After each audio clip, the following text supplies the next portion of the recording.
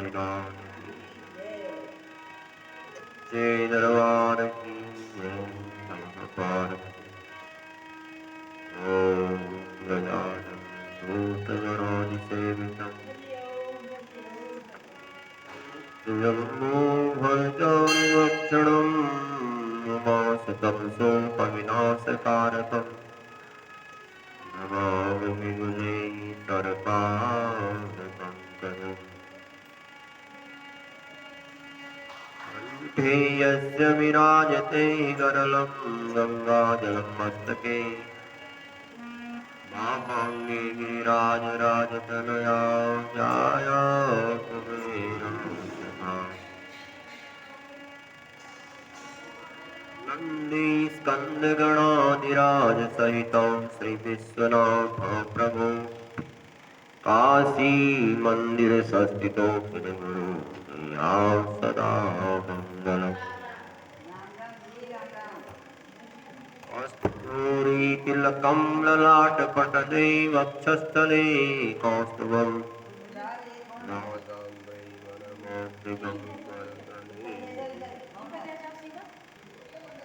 कंठे यस्य विराजते हिरण्यं गङ्गाधरं मस्तके वामाङ्गे गिरिराजराजतनया जाया कुबेरा सखा स्कन्दगणाधिराजितं श्रीविश्वनाथ प्रभो काशी मंदिर संस्थितो किल गुरु मंगलम् कस्तूरी तिलकं ललाटपटले वक्षस्थले कौस्तुभम् नासाग्रे वरमौक्तिकं करतले करे कंकण सर्वांगे हरिचंदनं सुदलितं कंठे च मुक्तावली गोपस्त्री परवेष्टितो विजयते बालचूड़ामणि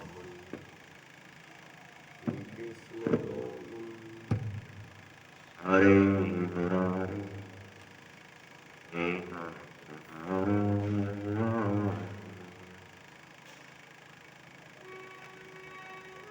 राम जय राम जय जय राम श्री राम जय राम जय जय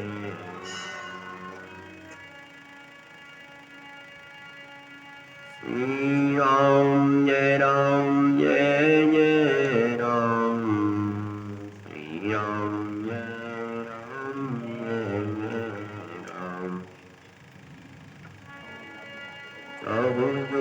तीन काल दियोलो का माए नाम जपी जीव अशोका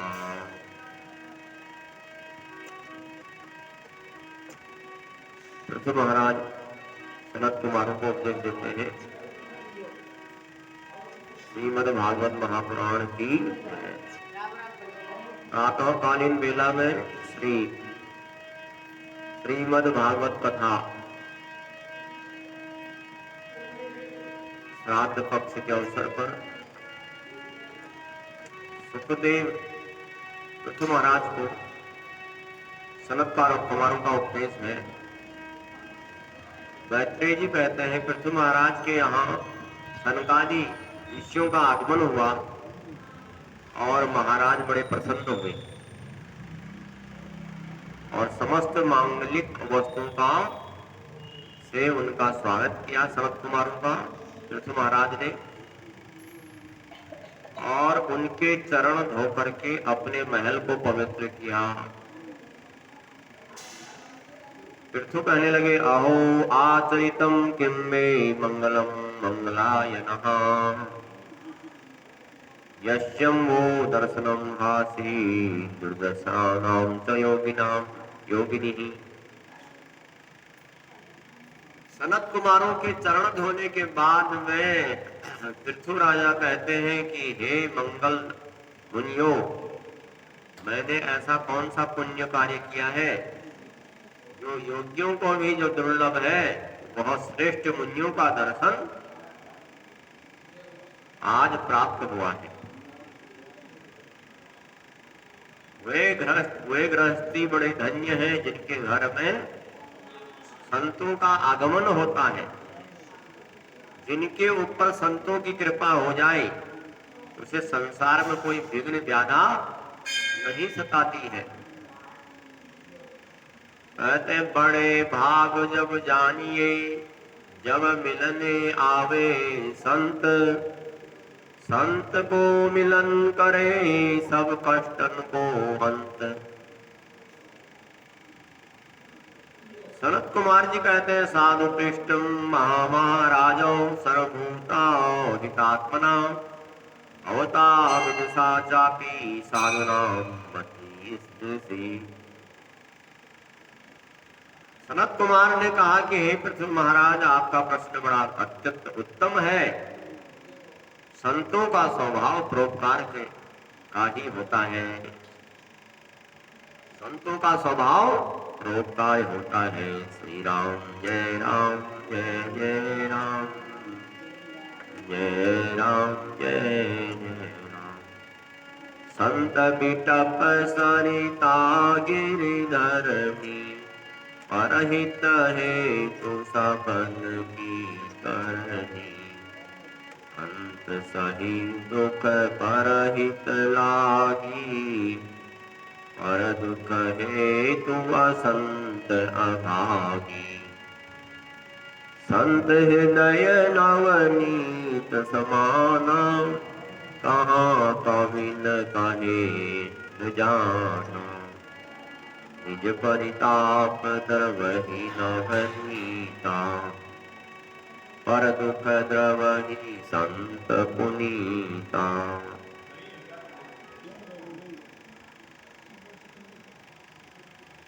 तो कहते हैं संतों का प्रतिभाव बहुत अच्छा है। सनत कुमारों ने कहा पृथ्वीराजा से संतों का प्रतिभाव आपका बहुत अच्छा है। हम आपको उपदेश देते हैं कि राजस तामस स्वभाव वाले का के साथ धर्म अर्थ काम मोक्ष नष्ट कर देता है। तो धर्म शास्त्रों में पुराणों में कल्याण कारक उपदेशों के माध्यम से तो शरीर में अनासक्ति भाव और ब्रह्म स्वरूप आत्मा में दृढ़ प्रेम का संचार करना है। कहते ना दृशा परो धर्मो यद कथाम श्रवणे हरे। पद्म पुराण में कहा गया कि ब्रह्म में रति श्रद्धा से, आत्मा में योग निष्ठा से और योगेश्वर की उपासना करने से और भगवान की कथाओं को सुनने से जो होती है। श्रद्धा भगवान में कब होती है? जब भगवान की कथा सुनने से। ब्रह्म में रति किसकी होती है? श्रद्धा से। आत्मा में निष्ठा से और भगवान की कथाओं को सुनने से भगवान में प्रेम होता है। और जब ये हो जाता है तो मनुष्य का अहंकार नष्ट हो जाता है। इंद्रियम विषयातिष्ठे अराक्षितम ध्यायताम मनोः चेताम हरते बुद्धि स्तंभो योहतः। विषयों का ध्यान करने वाले पुरुषों की इंद्रियां विषयों में आकृष्ट हो जाती हैं और उन इंद्रियों से मन विषयों में आसक्त हो जाता है, सांसारिक विषयों में। उसके बाद मन और बुद्धि की विचार की शक्ति को हरण कर लेता है। जैसे किनारे पर उत्पन्न हुआ कुछ आदि जो है नदी से जल को हरण कर लेता है। तो सनत कुमार कहते हैं हे पृथ्वीराजन, आप मोह और ममता का त्याग करके भगवान के शरण में जाइए। जैसे इससे संसार सागर से पार हो जाओगे। तो कहते हैं पुराण श्रवणम नित्यम सर्वधर्मात् परम मतः अयासम सर्वदैवेषु भजता हरे कथा। पुराण श्रवण, पुराणों को सुनना सर्वधर्मों में श्रेष्ठ है। अन्य चीजों में बहुत श्रम करना पड़ता है, कठिन मेहनत करनी पड़ती है। पुराण श्रवण में कुछ भी मेहनत नहीं करनी पड़ती, उसमें कोई कठिनता नहीं होती। तो कहते हैं चाहूं युग सर्व चहु जुग तीन काल तिहु लोका, भये नाम जपि जीव अशोका। शनकादि मुनि पृथ्वी महाराज को ज्ञान देकर के विचरण करते चले गए। वृद्धावस्था आने पर पृथ्वी राजा ने अपने पुत्र विजिताश्व को राज्य देकर के तपस्या करने के लिए चले गए। और तपस्या में उन्होंने पहले पत्ता फिर वायु का आहार करके पंचाग्नि तप करके पृथ्वी पर शयन करते थे। और इसी तरह तपस्या करके महारानी अर्ची जो पृथ्वी की पत्नी है अर्ची के साथ अपने शरीर को पंच तत्व में मिला दिया। पृथ्वी महाराज ने अपना रूप मिटा दिया। तो ये पृथ्वी चरित्र है। इसके बाद जो है प्रियव्रत चरित्र को सुनाते हैं। मनु महाराज की 3 पुत्रियां और 2 पुत्र उत्पन्न हुए।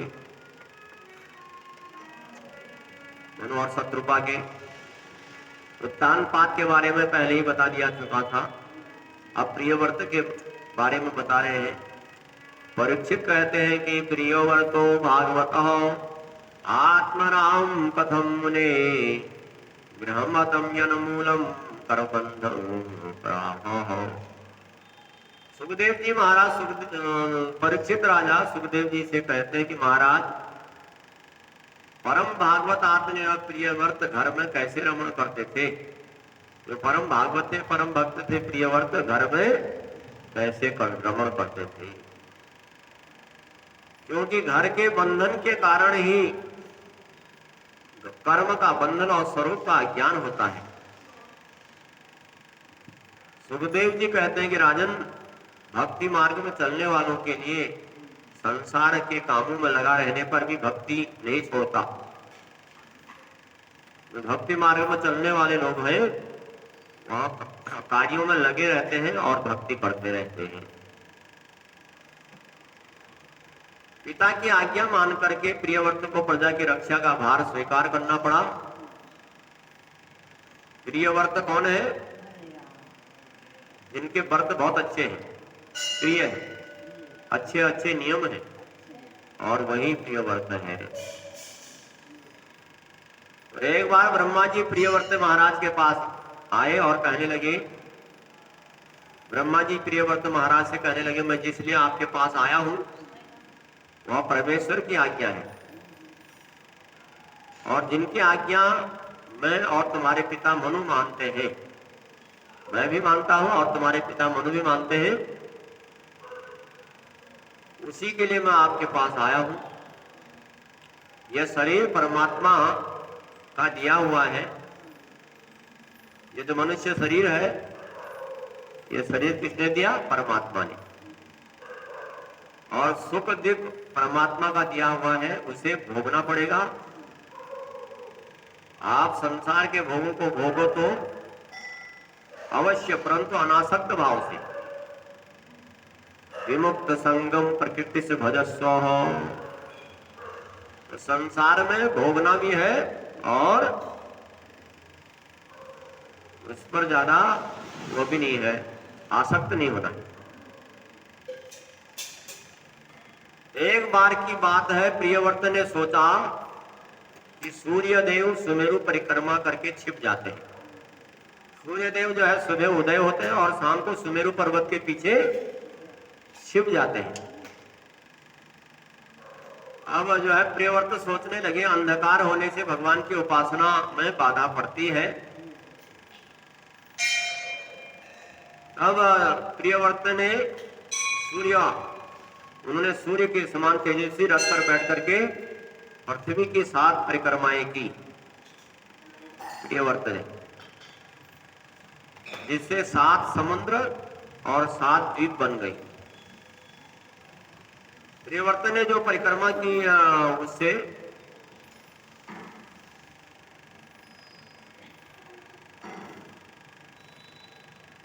तो प्रियव्रत ने पहले तो 11 अरब वर्ष तक राज्य किया और प्रियव्रत ने विश्वकर्मा की पुत्री बृहस्पति से पाणी ग्रहण किया, जिसे 10 पुत्र हुए।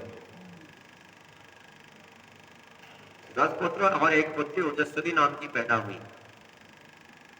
अब जब सुमेरु पर्वत जब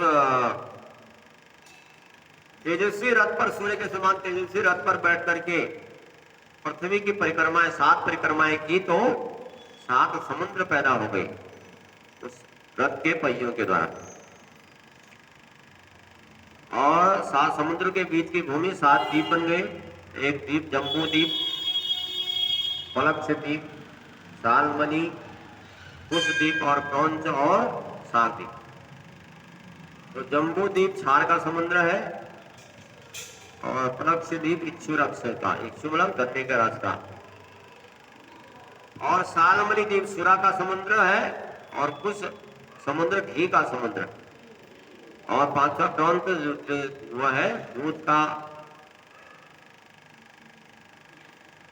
और छठा जो साग द्वीप है दही का समुद्र, और 7वां पुष्कर द्वीप शुद्ध जल का समुद्र। तो जिनका शासन अपने 7 पुत्रों को प्रियव्रत ने क्रमशः, एक आग्नित को, दूसरा इन्द्र जिह्वा को, तीसरा यज्ञबाहु को, चौथा हिरण्यरेत को, 5वां घृतश्रेष्ठ और मेधातिथि, और 7वां पीति होम को दे दिया। प्रियव्रत ने अपनी पुत्री का विवाह, ऊर्जस्वती का विवाह शुक्राचार्य से किया, जिसे देवयानी नाम की पुत्री पैदा हुई। ईश्वर, ऐसे ईश्वर भक्त प्रियव्रत के कर्मों को कौन बराबरी कर सकता है? प्रियव्रतम कृतम कर्मम को न कुर्यात् विदेशरः, कोई भी नहीं कर सकता प्रियव्रत जैसा, जो भगवान का परम भक्त है।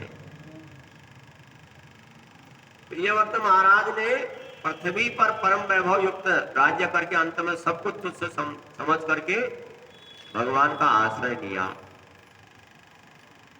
तो सुखदेव जी महाराज कहते हैं, एवं पितरीन सप्रवृत्ते तदानुसरे प्रदमानो आग्निजीवो जम्बूदीवो कसः। तो सुखदेव जी कहते हैं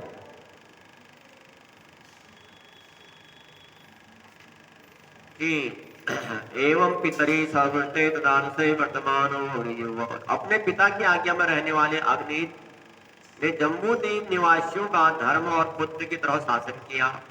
प्रियव्रत ने पुत्र को जिसका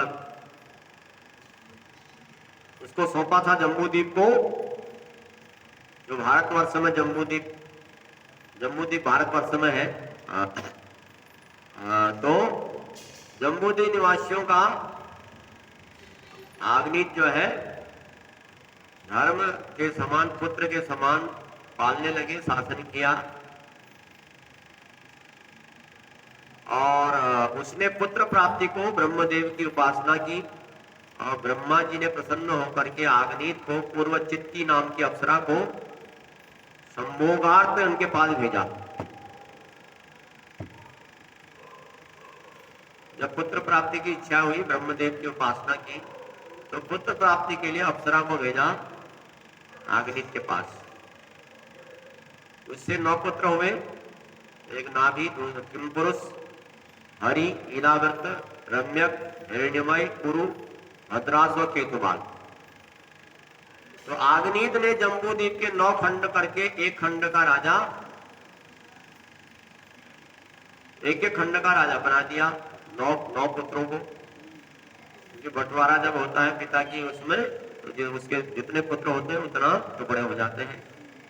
तो आग्नित के 9 पुत्रों को, 9 पुत्र थे, और जम्बूद्वीप नाम का उनका राज्य था, तो उसके 9 खंड किए, और इनके 9 का विवाह मेरु की 9 कन्याओं के साथ आग्नित ने अपने पुत्रों का विवाह कर दिया, जो क्रमशः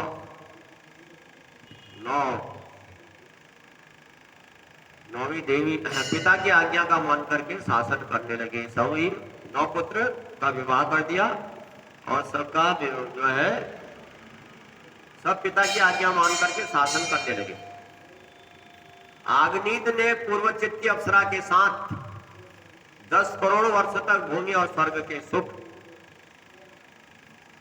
भोगे थे, जो अप्सरा आई थी ब्रह्मा जी ने भेजी थी, जिसके साथ उन्होंने 10 करोड़ वर्ष तक रहे और शुभ होगा, और प्रियव्रत के आग्निद और आग्नि जी के नाभि हुए। तो ये प्रियव्रत के पुत्र आग्निद थे, आग्निद के पुत्र हुए नाभि, और नाभि के पुत्र के नाभि के पुत्र के बारे में सुखदेव जी परीक्षित राजा को बताते हैं। सुखदेव जी कहते हैं, कौनु तत्कर्मम राजर्षे नाभारे नुवाचरेत पुनान अपत्यामदन्यो हरिसुंदर कर्मणः। राजऋषि नाभि के द्वारा आग्निद के नाभि पुत्र हुए, और नाभि के द्वारा किए गए कर्मों को कौन जान सकता है। जिनके यज्ञ को जो पुत्र प्राप्ति को किया गया था और ऋत्विजों ने किया, और हवन करने वालों ब्राह्मणों ने, और प्रसन्न होकर के भगवान हरि ने दर्शन दिया। जो नाभि ने जो यज्ञ किया था उसमें भगवान ने दर्शन दिया और वरदान मांगने के लिए कहा। तब पंडित लोग बोले कि हे प्रभु, राज ऋषि नाभि आप जैसा पुत्र चाहते हैं। भगवान से बोले, भगवान ने यज्ञ में दर्शन देकर के पूछा क्या वरदान चाहिए। उन्होंने कहा आपके समान पुत्र चाहिए। तो पुत्र की मांग कहती है, कहने लगे आप सरिस कह खोज उजाई निरपतब तनत होय में आई। आपके समान पुत्र चाहिए प्रभु। तो स्वयं भगवान ही मेरू देवी के उदर से ऋषभ देव भगवान के रूप में अवतरित हुए। तो भगवान कहने लगे मेरे को ही आना पड़ेगा, क्योंकि मेरे समान तो मैं ही हूं और संसार में कोई नहीं। तो भगवान स्वयं पुत्र के रूप में अवतरित हुए, ऋषभ देव के रूप में। बोलो ऋषभ देव भगवान की जय। ऋषभ देव जो है जैन धर्म में विशेष पूजन किया जाता है। ऋषभ देव का जैन धर्म के प्रवर्तक है और भगवान के अवतार है भागवत में। तो बड़ा होने पर नाभि महाराज ने अपने पुत्र ऋषभ देव को राज सिंहासन पर आसीन कर दिया। ये भगवान ही ऋषभ देव के रूप में आए थे।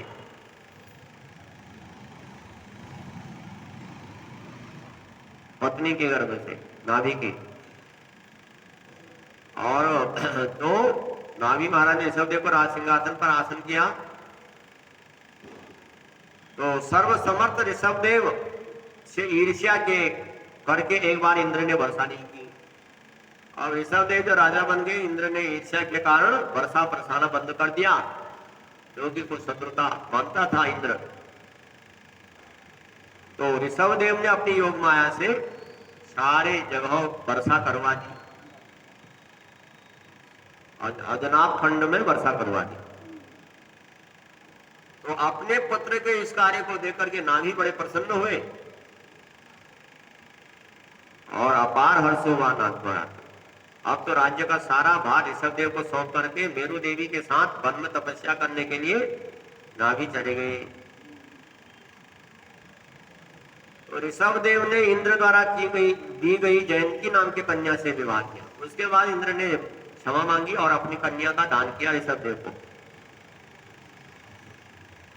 जयंती नाम की कन्या है इंद्र की, उसके साथ विवाह किया ऋषभ देव ने, जिससे 100 पुत्र पैदा हुए। सबसे बड़े पुत्र का नाम था भरत, और इसी के नाम से अजनाब खंड का नाम ही भरत पड़ा। पहले अजनाब खंड था वो, और भरत ने राज्य किया तो भरत पड़ा भारत। तो भारत हमारा देश ऋषभ देव के पुत्र भरत के नाम से पड़ा है। तो भरत और 3 भरत हुए हैं, जड़ भरत और ऋषभ देव पुत्र भरत और राम के भाई भरत। तो तीनों के कारण हमारा देश को भारतवर्ष कहा गया। पहले अजनाब खंड था इसका नाम, पहले भारत नहीं था, इससे पहले अजनाब खंड। और जब भरत ने राज्य किया तो भारत कहलाया।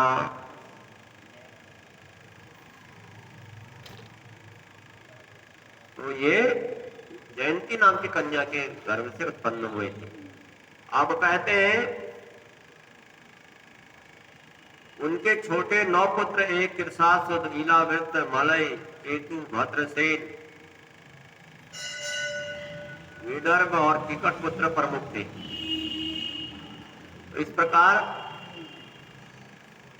ऋषभ देव के बारे में बता रहे हैं कि शेष 81 पुत्र यज्ञ कराने वाले क्षत्रिय ब्राह्मण हो गए थे। अब ऋषभ देव ने अपने पुत्रों को उपदेश किया।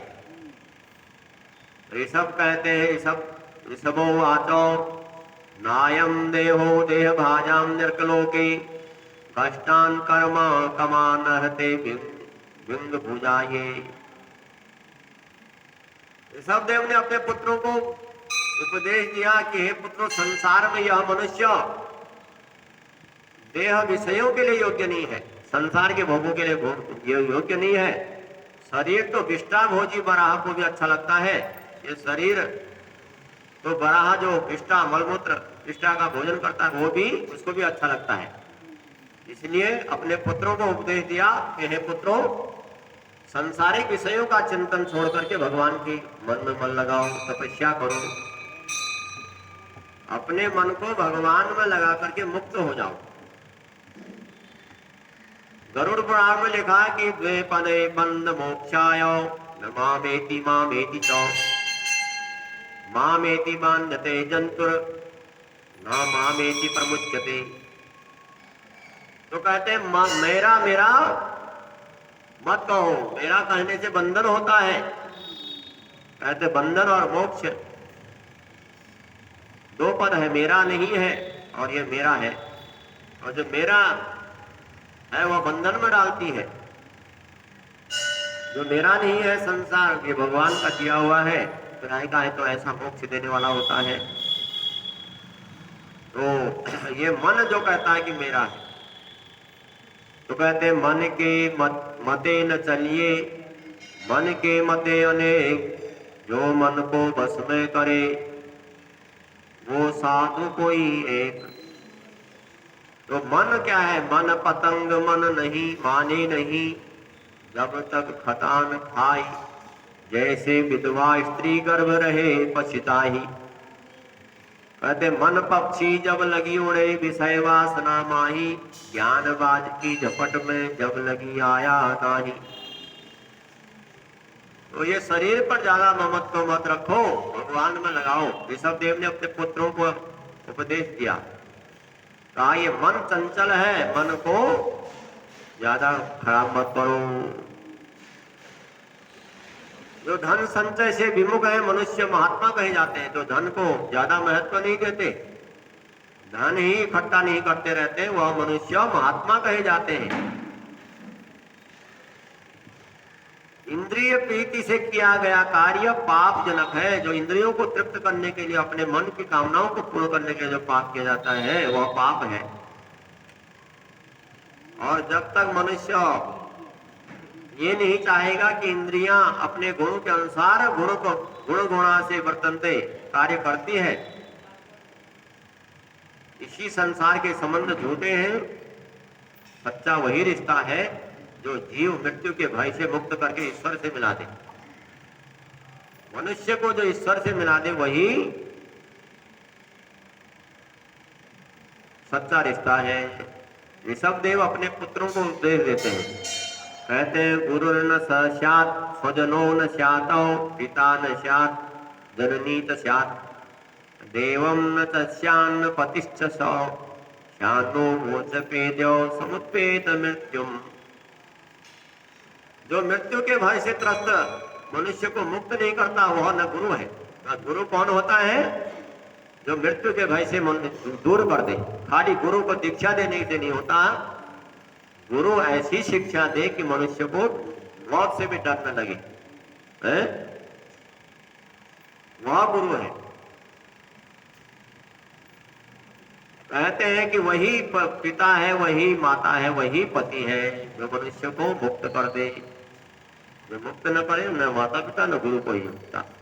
हे पुत्रों, प्राणी की स्त्री पुत्र घर खेत में फंस करके मोह रूपी ग्रंथि मजबूत हो जाती है। यद मनोहृदयम ग्रंथि श्याम कर्मो तद दृढ़ स्थितः, जब मोह की ग्रंथि ढीली पड़ जाती है तो प्राणी सब कारणों को त्याग करके संसार से मुक्ति पा जाता है। तो संसार की स्त्री पुत्र घर में जो ग्रंथि पड़ी है, गांठ पड़ी है, उससे मुक्त होना पड़ेगा। तब जाके के मुक्ति मिलेगी, तभी कृपा होती है। कहते इस कीर्तांत प्रसान विमुक्त, यानी बिना ईश्वर आराधना के कोई भी प्राणी विमुक्त नहीं हो सकता। तो उस ग्रंथि रूपी उस ग्रंथि से, गांठ से कैसे छूटेंगे? कहते भगवान का सहारा लेना पड़ेगा। ईश्वर के अलावा कोई भी प्राणी बता नहीं सकता। ऋषभदेव अपने पुत्रों से कहते हैं कि सुरुति पुरात सद ग्रंथ कहाई, रघुपति भगति बिना सुख नाही। ऋषभ कहते हैं न ब्राह्मण्योस्तो तुल्ये भूतमन्येत पश्यामि विप्रा किमतम परंतु यस्मिन् भी प्रभूत श्रद्धायम् न कामम अग्निहोत्रे। हे पुत्रों, ब्राह्मणों के समान मैं किसी को नहीं मानता। ऋषभदेव जो भगवान का मुख्य अवतार है, अपने पुत्रों को उपदेश देते हैं कि मैं ब्राह्मणों को सबसे ऊपर मानता हूं और उनके समान किसी को नहीं मानता, न देखता हूं। और कहते हैं उनसे श्रेष्ठ की तो बात ही क्या है। जो ब्राह्मण लोग कहते हैं, जो करते हैं, उन्हीं के प्रति मैं श्रद्धा करता हूं, स्वीकार करता हूं, और वैसा अग्नि और हवन में किए गए वो भी स्वीकार नहीं करता। तो ऋषभदेव की जो भगवान के अवतार है, उनको ब्राह्मणों के प्रति इतनी श्रद्धा है, वो कहते हैं कि ब्राह्मणों के अलावा मैं किसी को नहीं मानता श्रेष्ठ। जो ऋषि मुनि और ब्राह्मण लोग हैं, हे पुत्रों, कहते हैं कि चेतना, चेतनों में चेतन श्रेष्ठ, और वृक्षों में जो स्थावर स्थिर रहने वाले और जंगम चलने वाले पशु पक्षी श्रेष्ठ है। श्रेष्ठता जो प्राण वाले श्रेष्ठ हैं, उसमें वृक्ष श्रेष्ठ हैं, और वृक्षों से श्रेष्ठ हैं जो चलने वाले पशु पक्षी श्रेष्ठ हैं। और पक्षियों में श्रेष्ठ कौन है? मनुष्य श्रेष्ठ है। उनसे भी श्रेष्ठ क्या है? मनुष्य। और मनुष्यों से श्रेष्ठ है गंधर्व, सिद्ध आदि, किन्नर और इंद्रादि देव। और उनसे दक्ष श्रेष्ठ है और ब्रह्मा जी के पुत्र शिव उनसे श्रेष्ठ है, और ब्रह्मा जी और उनके ब्राह्मण, उनसे ब्राह्मण जिसके पूजनीय है ऐसे श्रेष्ठ है। तो ये ब्राह्मणों को सबसे ऊपर संज्ञा दी, कहते हैं कि सबसे श्रेष्ठ ब्राह्मण है। मनुष्य जन्म लेना श्रेष्ठ है, और मनुष्य जन्म में ब्राह्मणों का जन्म, और ब्राह्मणों में ज्ञानवान प्राणी श्रेष्ठ है। और तो इस प्रकार मैं श्रेष्ठता कहता हूं। अपने पुत्रों को उपदेश दे रहे हैं कि कहीं ब्राह्मणों का वो न कर दे अवज्ञा। कहते देवासुरेभ्यो वदत्त प्रदाना दक्षादयो ब्रह्मसुतास्त तेषां विप्रधेनुसुर संतहितो लीन मनुज अवतार निजेच्छा निर्मित तनु माया गोपाल। भगवान ने ब्राह्मणों की रक्षा के लिए, पृथ्वी की रक्षा के लिए, गाय की रक्षा के लिए अवतार धारण किया। क्या कहते हैं? विप्र धेनु सुर संत हित। विप्र मतलब ब्राह्मण, धेनु मतलब गाय, सुर और संत हित के लिए भगवान अवतार लेते हैं। तो भगवान कहते हैं कि मम माया संभव संसारा जीव चराचर विविध प्रकारा सम मम प्रिय सम मम उपजाए सबसे अधिक मनुज मुझे भाए। इन मोह मादिज बिज मासतधारी तिन महु निगम धर्म अनुसारी। भगवान कहते हैं सारा संसार मैंने बनाया है, सारा संसार चर प्राणी मैंने बनाया, और सब मम प्रिय उपजाए, और सबसे अच्छा मेरे को मनुष्य लगता है।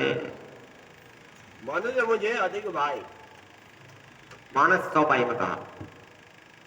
तो इसलिए भगवान ऋषभदेव अपने पुत्रों को उपदेश दे करके सबसे बड़े पुत्र भरत को राज्य दे करके मोह त्याग करके और गूंगे जड़ों की तरह मान अपमान से रहित होकर के अंत में इस शरीर को पंचाग्नि तत्व में विलीन कर दिया।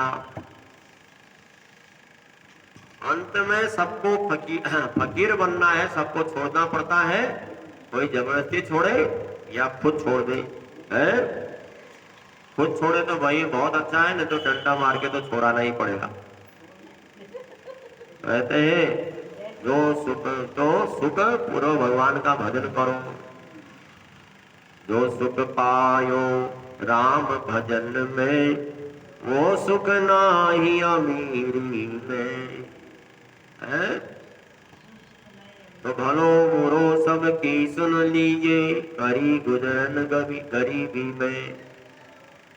प्रेम नगर में रहनी हमारी, नीलमणि आई सबूरी में। तो भगवान के भजन के अलावा कोई धन आदि में कोई सुख नहीं है। कितना धन कमा लो अशांति हो जाती है।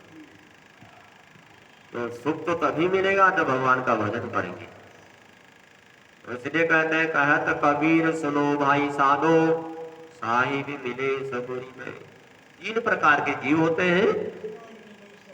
एक जलथर है, जल में चलने वाले, एक थल में चलने वाले, एक आकाश में उड़ने वाले।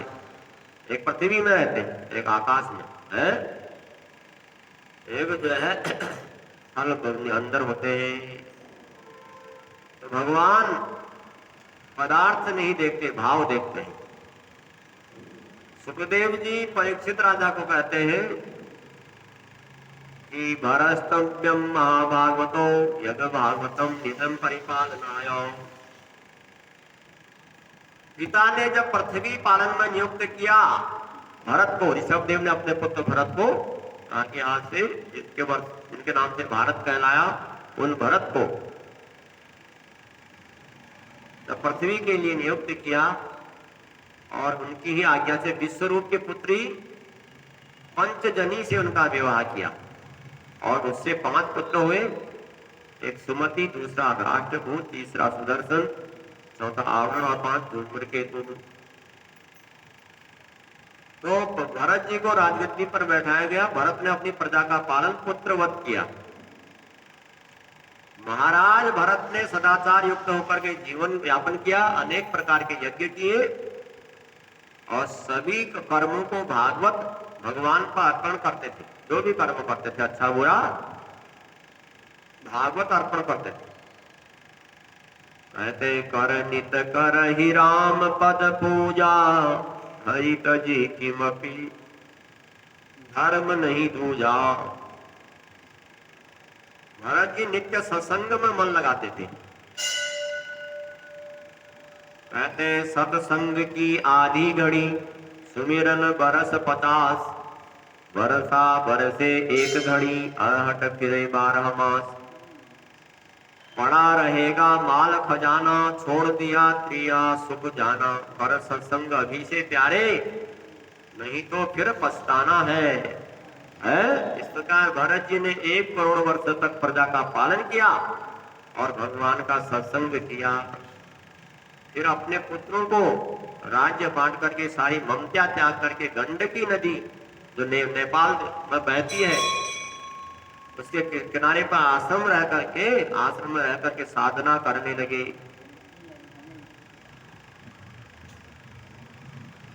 अब जो है गंडकी नदी के किनारे पर आश्रम में रह करके साधना करने लगे भरत जी अपने पुत्र को राज्य दे करके। नित्य नियम से गंडकी नदी में स्नान करते हैं और भगवान सूर्य को नित्य अर्घ देते हैं। तुलसी की पूजा करते हैं और भोग लगा करके प्रसाद पाते हैं। सूर्य मंत्र है, सूर्य देव को रोज नमोस्तु अनंताय है। यही सूर्य सहस्रांशो तेजो राशे जगत पते। भगवान सूर्य को रोज अर्घ देते हैं। आदिदेव नमस्तुभ्य प्रसीद मम भास्कर दिवाकर नमस्तुभ्य प्रभाकर नमस्ते। सूर्य के मंत्र है। सूर्य जलाने का मंत्र है, खाली जल चढ़ाने से है। सूर्याय नमः या कोई मंत्र आते हैं तो मंत्र पढ़ना चाहिए। दीपक जलाने का मंत्र होता है, दीप ज्योति परम ब्रह्म, दीप ज्योति जनार्दन, दीपो हरत में पापम, दीप ज्योति नमोस्तुते। दीपक जलाने का मंत्र। तुलसी का मंत्र है, सौभाग्य संतति देवी धन धान्यम सहित सदा, आरोग्य शोक समनम कुरुमात भक्ति। तुलसी का पूजन करने का मंत्र है सौभाग्य संतान देने वाली, धन धान्य मुझको दे, और आरोग्य शोक समनम, मेरा आरोग्य सब है। इस प्रकार रोज वृषभ जो है भरत जी जो है रोज भगवान का तुलसी का भोग लगाते हैं, भोग लगाते हैं। त्वदीय वस्तु गोविंदो तुभ्यमेव समर्पये ग्रहणमं सम्मुखो भूत्वा प्रसीद परमेश्वर। भगवान को भोग लगाने का मंत्र, त्वदीय वस्तु गोविंदो, आपकी वस्तु प्रभु आपके लिए और अर्पण कर रहा हूं, आप भोग लगाइए प्रसन्नता पूर्वक। तो भरत जी रोज गंडकी नदी के किनारे पर जो आश्रम बनाया हुआ है उसमें स्नान करते हैं और जल में खड़े होकर के जप कर रहे थे। और जब जप कर रहे थे जल में खड़े होकर के एक हिरनी जल पी रही थी उसी गंडकी नदी में जहां वह जप कर रहे थे। और उस समय उन्होंने एक शेर की गर्जना सुनी और डर के मारे भयभीत होकर के भागने को तैयार हुई और हिरनी, और परंतु छलांग लगाते समय कहते तस्या उत्पन्न अनर्वत्या उरुभायम गरितो योनि देवतो गर्भो सूर्यभगव। तो हिरनी गर्भवती थी और शेर ने जो दहाड़ लगाई, छलांग जो लगाई, तो हिरनी डर के मारे गर्भवती हिरनी की से निकला हुआ गर्भ नदी के प्रवाह में गिर गया। तो वह मर गई। भरत जी के हृदय में असहाय माता विहीन बच्चे को देख करके भरत जी के मन में उस हिरनी के बच्चे को देख करके दया आ गई, और दया जो है आफत बन गई उनके लिए है? कहते हैं दया बिन संत कसाई, दया करी तो आफत आई है? दया न करो तो आफत, और दया करो तो फिर आफत है? तो कहते हैं संतों का हृदय उदार और दया से ओतप्रोत होता है। तो संत कैसे होते हैं? कहते हैं कि संत हृदय नव नीत समाना, का पवन ही पर का न जाना, निज परिताप द्रवहि नवनीता, पर दुख दवहि संत सुपुनीता। संतों का हृदय मक्खन के समान कोमल होता है, नवनीत समाना है। अब बहुत दया आ गई जी को, उस बच्चे को जो नदी के प्रवाह में जो बह रही थी उसको आश्रम में लेकर आ गई उठा करके। अब जो है भजन छूट गया, अब जो क्या है उसी का पालने पोसने में ही समय बीतने लगा। कभी नहलाते हैं कभी धुलाते हैं, जो हमेशा भजन में लगे रहते थे भजन भाव सब छूट गया। अब जो है कमंडल से जल निकालते हैं, मानो वस्त्र से खिंचता है। कभी बाबा को बच्चे से इतना मोह हो गया कि भजन संध्या छोड़ करके ढूंढने निकल जाते हैं। अंत समय में महाराज जी को जाना पड़ा संसार से, तो उसी हिरण का ध्यान रहा। नियम है कि जिसका ध्यान करोगे वही बनेगा अंत समय में, संसार का नियम है। इसलिए कहते हैं कि अपने को ध्यान से हटाओ, इन चीजों से भगवान का ध्यान करो। अब आज की कथा यहीं पर होगी क्योंकि आज बहुत काम है।